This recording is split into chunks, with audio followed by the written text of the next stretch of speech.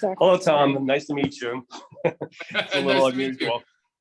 Yeah, no, it's all good. I feel like it's a sci-fi movie that we're hanging out in or something. Exactly. All right. So, Thomas, why don't you tell us a little bit about why you wanted to make the film Zero Gravity? Sure. So, well, I've always had a love of space and kind of just the idea of how big the universe is and our place in it. Like those kind of existential, philosophical questions. They've always just fascinated me since I was a kid. And I always kind of wanted to make a space movie. But I always thought that I would eventually, it would be a narrative, it would be some sci-fi thing. It never occurred to me that I would actually be able to do a documentary, much less a documentary about, 10 and 11-year-olds and the access to space that they have already at a young age. So it really, I think it was many pieces of my life that all kind of came together in this really like wonderful moment that sort of said, hey, do you want to make a movie about this? And I was like, I have no idea how it's even possible, but absolutely. That's cool. There's a very positive message in the film about people coming together from all different backgrounds for a common space mission. I did notice, though, just a couple of days ago in the news that because of what's going on in Ukraine, Russia has pulled out of the space station program. And I was wondering if you had any thoughts about that based on your working on this movie. Yeah, of course. That's a unfortunate circumstance that we're in right now. Of course. I mean, I tend to think that, governments are not the same as their people always. And unfortunately, when it comes to the Russia's involvement with the space station, that's, I mean, I can't speak about that other than just my own personal disappointment in where we're headed right now, because I think that it's more important than ever for us, to work together and find common ground, to find solutions together. I mean, that's what the movie is about. And of course, not everybody is going to be able to do that all the time. We all have differences and things that hopefully over generations we can get past and move forward in a progressive way. So yeah, I'm very disappointed, of course, about the realities of the current situation. But I hope that in the long run, it will be a small blip and not a big problem, Sure. Going back to the movie, you obviously decided it was very important to emphasize the diversity of the children involved in the program. Why is that such an important part of the story?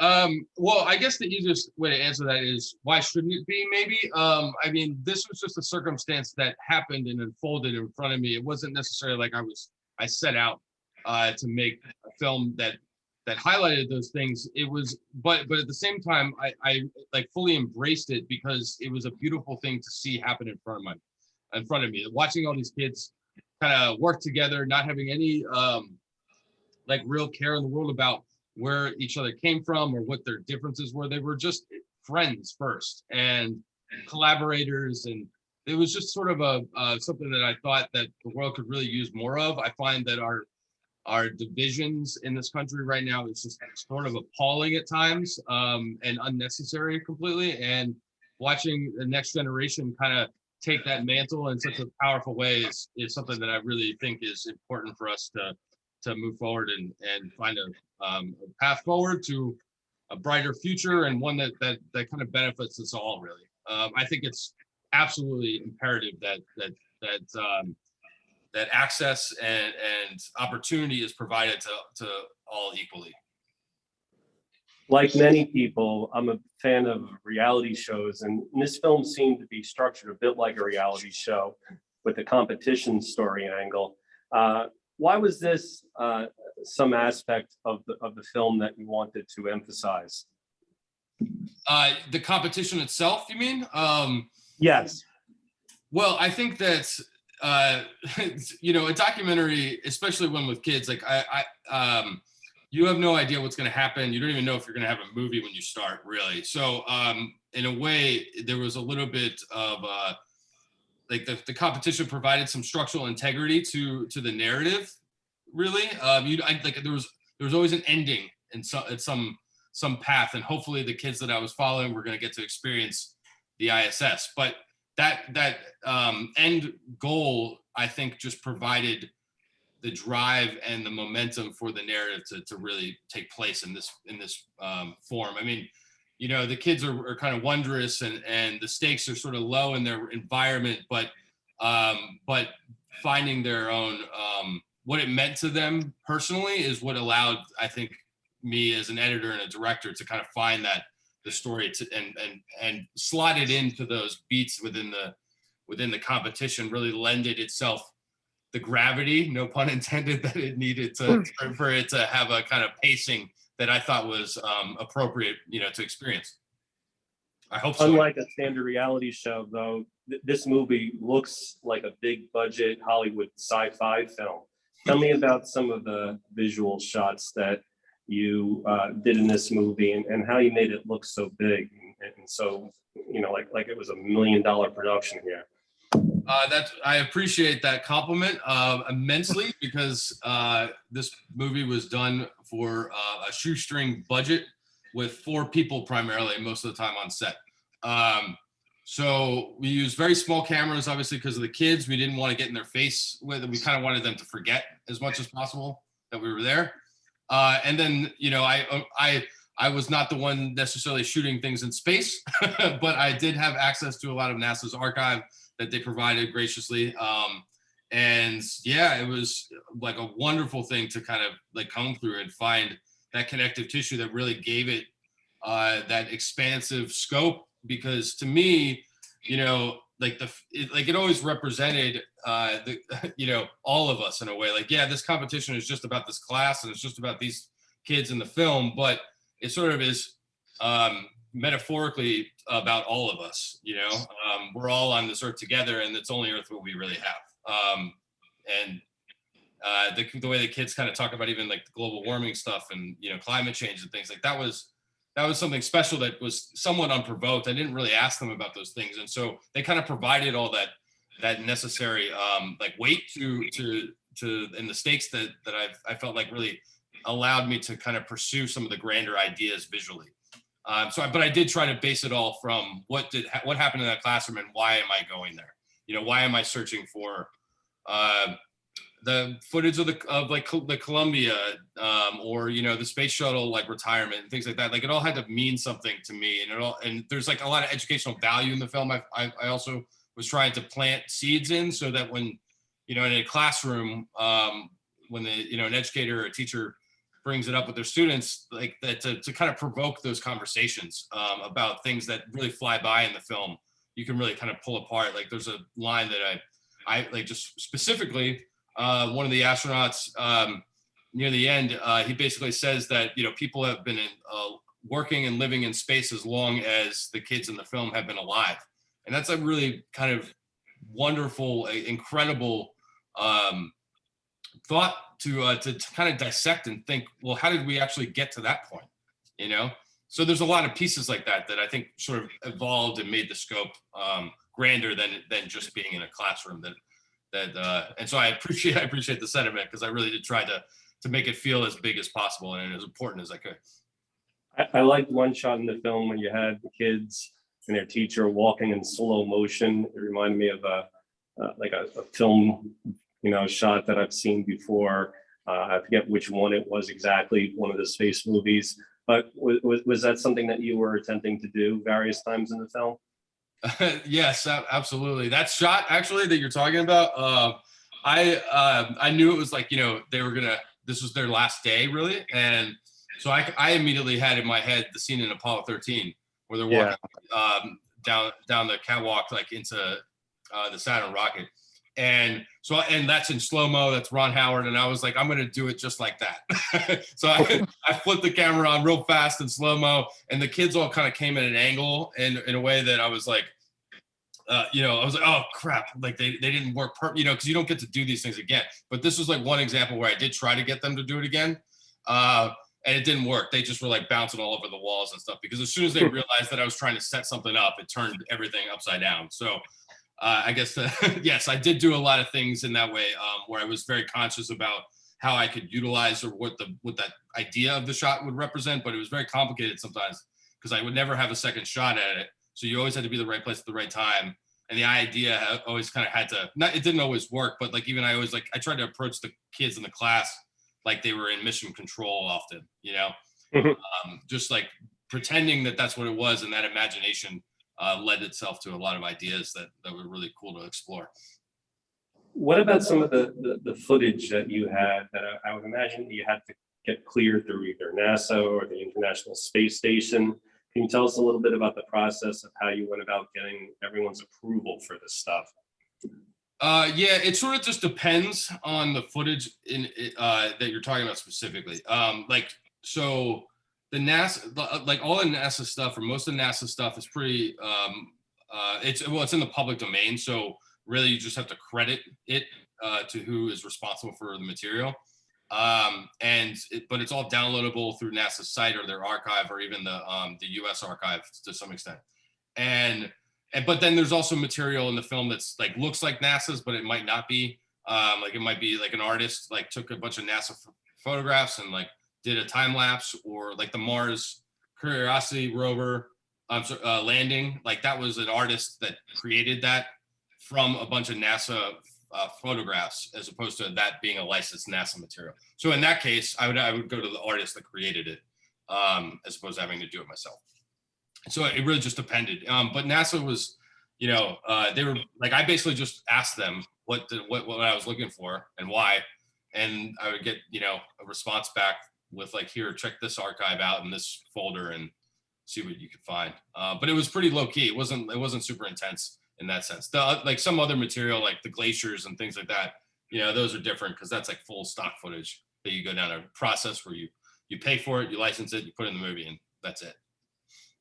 So you don't need just overall permission to be making a movie that does involve the International Space Station and them being involved with this contest with the students? Well, the fact is that they're already involved with the contest. So through the International Space Station or the National Lab and CASIS, who all like are part of the program itself as well.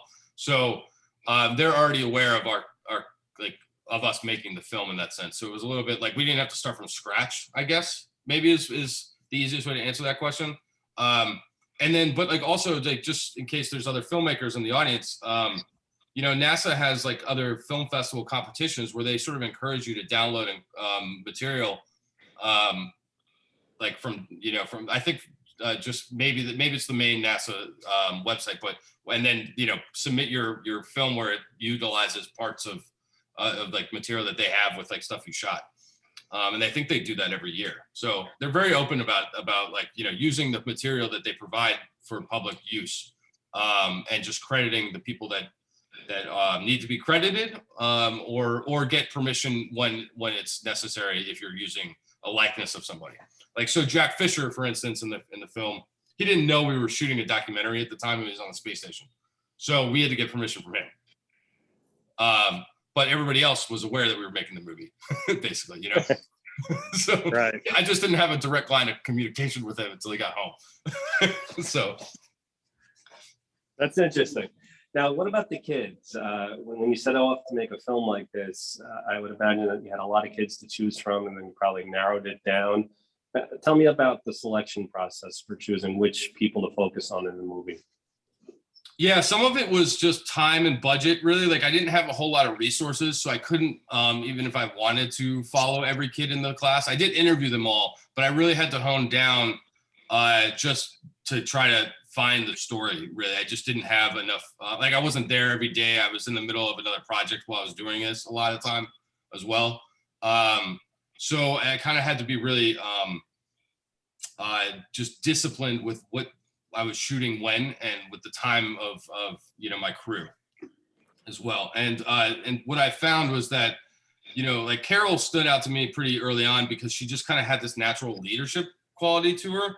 But it wasn't until like the third week where I think like all three the kids that are in the film, like they really kind of started to pop and like really come into their own, you know, because they were a little nervous in the beginning too. So in the like right off the bat, it was more exploratory than directed, if that makes sense. It was just like, let's see what happens. And then as it went on, and it was a little bit serendipitous and unique in a sense that not all of it was really planned that well, that they would all be like, those three kids would show up at the end and be like, all like, fully involved and engaged like throughout the entire thing. That was, I think, had a little bit to do with Tanner and just the class in general. And sometimes you get lucky, to be honest with you. To me, I was worried about in the beginning, like, well, what if I shoot just with Carol and then, she's sick on the last day, they're kids, or like something happens, they're not in control of everything in their own lives. So that, like, there was an aspect in the beginning that I just wanted to shoot with as a couple of kids, just in case, like somebody dropped off, basically. Like I still needed to kind of justify the making of the film. And then it was sort of a happy accident that they all like lend themselves to wonderful, personal stories and stuck through it all to the end. And I've been really supportive of it ever since, actually. So yeah, it was a unique, wonderful thing to kind of see happen in front of you, but I can't say that it was all 100% planned. It was a lot of like, let's see what happens if we do this, or go over here, or like talk about this, and it like Tanner, for instance, with his granddad, like I knew that he was inspired by his granddad, but I didn't know that his granddad worked for NASA and made parts for the space station until we shot that scene. like a lot of stuff like that happened throughout the process of making this film. It was a wonderful, like beautiful thing to kind of see happen in front of you, especially as a filmmaker. You're like, wow. Well, like you said, you never know what's going to happen. I was wondering, you didn't know whether the team was going to win or not, and obviously they weren't the winning team. How did that affect your movie in terms of what you had been hoping for, or did it not really matter that much in your opinion? I kind of thought that I wasn't sure if they were going to win, but when I saw how they reacted to becoming in fourth, it sort of made me believe that it didn't matter. Like it was their reaction that led me to understand that the movie wasn't about winning. Actually, in a lot of ways, it was about their experience through it all and what they took home from it. That was, I think, way more powerful to me than whether or not they won or lost, and that's what really, I think, sticks the landing at the end, because they lose again too. And the way they sort of pick themselves up and just keep on going and keep, like, I think just being grateful for the experience and wanting to do better next time is sort of a lesson of life, I think, for us to sometimes be reminded of. So I loved watching them kind of like where they took those things, because I think, as you pointed out, your first reaction is like, well, they lost. Well, then what happens now? And it turned out to be a much more like poignant and profound kind of story because of that, I thought. So. Well, I agree. And I was wondering, you mentioned that you're a sci-fi fan and enjoyed a lot of those kinds of movies through the years. Now that you've made this film, are you looking forward to making any other kinds of space-related movies in the future? Yes, I would love to do more films and or series really in the space. I mean, I think that right now I'm kind of craving to do a narrative again, just because like this movie started in 2017 for me, so it's been a long journey, and I think like documentaries are never appreciated enough for how difficult they really are to make, and how long and passionate like the need is to get through it to the end. Whereas a script is like, you just, you're shooting exactly what you need and that's it, at least ideally. So I kind of want to shoot for something in the narrative space next. Maybe not even space, just science related. But I will definitely come back to documentaries for sure. I see kind of my future sort of running in parallel paths, I think.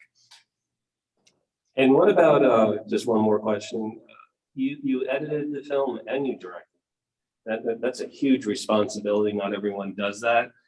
Can you tell us anything about your decision as to why you did that, what it was like, and is that something you would do again? Yeah, sure. No, it's a great question. So I am an editor by trade, actually. I sort of like graduated from editing into producing and then into directing.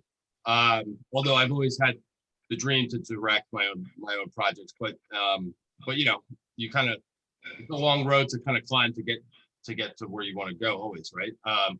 It's the same story as the film itself, really. So what happened for me is I was producing another show and editing a documentary, and my executive producer asked me if I wanted to go shoot this project.